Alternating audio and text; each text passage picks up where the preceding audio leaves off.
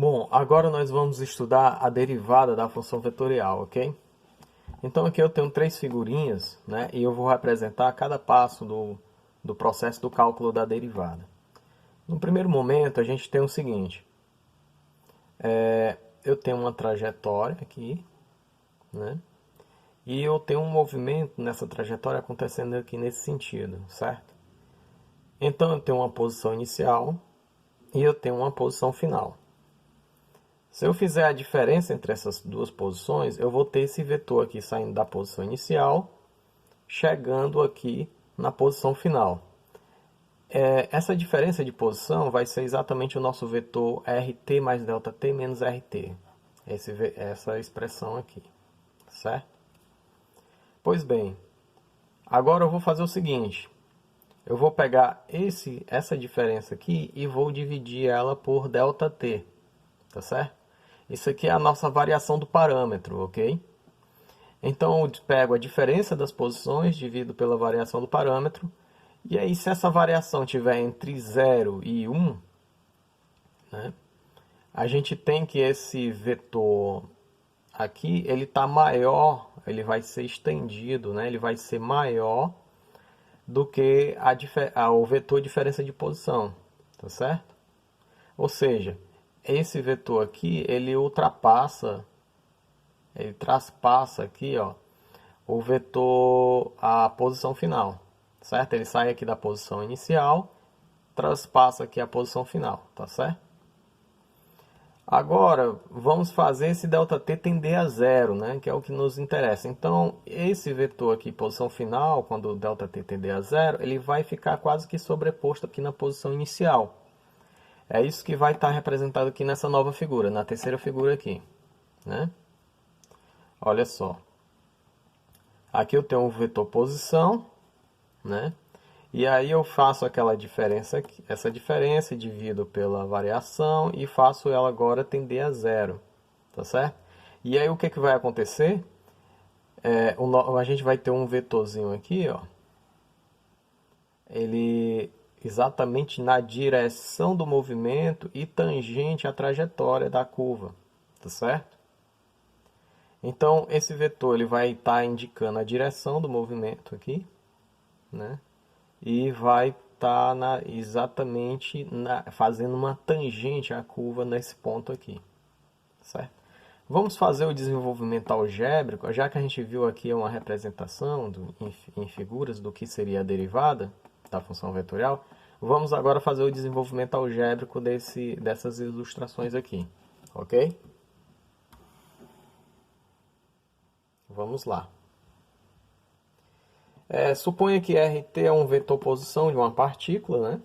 Ou seja, uma partícula que está se movimentando aqui em cima dessa trajetória aqui, né? Então a gente tem a diferença, né? A diferença de posições do instante t inicial até o instante t mais ΔT, que é o instante final.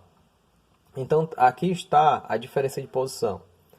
Aqui a posição final e aqui a posição inicial, ok? A nossa posição final, de forma mais detalhada, ela é escrita dessa forma. F de t mais ΔT na direção I, G de t mais ΔT na direção J e H de t mais ΔT na direção K, certo? Isso aqui é a nossa posição final. E a gente vai subtrair da posição inicial. A posição inicial é exatamente quando ele está em cima aqui no ponto, no instante t, na posição no instante t. Vamos lá, então a gente tem F de t na direção I, G de t na direção J e H de t na direção K, certo? A gente tem que fazer aqui a diferença entre a posição final menos a posição inicial. Então, quando eu fizer essa diferença, eu vou ter alguns termos incomuns aqui. Por exemplo, na direção I, eu tenho F de t mais ΔT menos o F de t. Então, aqui eu faço aqui a diferença.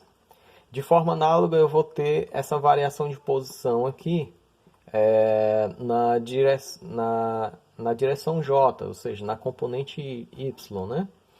Então tem um G de t mais ΔT menos G de t. E de forma análoga, né, a gente tem aqui também essa diferença para o H de t. Tá certo? Bom, esse daqui esse passo aqui, ó, esse desenvolvimento, ele é dessa figura aqui, ó, dessa primeira figura. Agora a gente precisa fazer o desenvolvimento dessa segunda figura aqui. Como é que a gente faz? A gente divide tudo por ΔT, certo? Quando eu faço essa divisão aqui da diferença de posições, aqui usando as funções vetoriais, por esse ΔT, que aqui ele é um escalar, o que é que vai acontecer? Eu vou distribuir essa divisão para cada uma das componentes, tá certo? Então eu tenho aqui f de t mais ΔT menos f de t sobre ΔT na direção i, e eu tenho g de t mais ΔT menos g de t sobre ΔT na direção j, e h de t mais ΔT menos h de t sobre ΔT na direção k. Isso tudo aqui é a nossa variação de posição, certo? E aqui eu tenho uma variação em cada uma das componentes, ok? Agora, a gente vai fazer o seguinte. A gente tem essa variação em ΔT, né?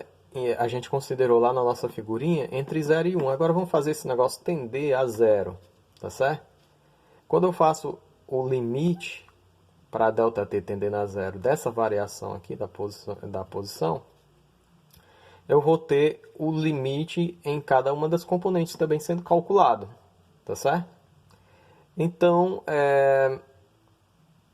se você observar muito bem isso aqui, você já deve estar familiarizado e lembrar que esse termo aqui é a derivada da função f. Isso aqui é a derivada da função f. Esse termo aqui, né, é a derivada da função g.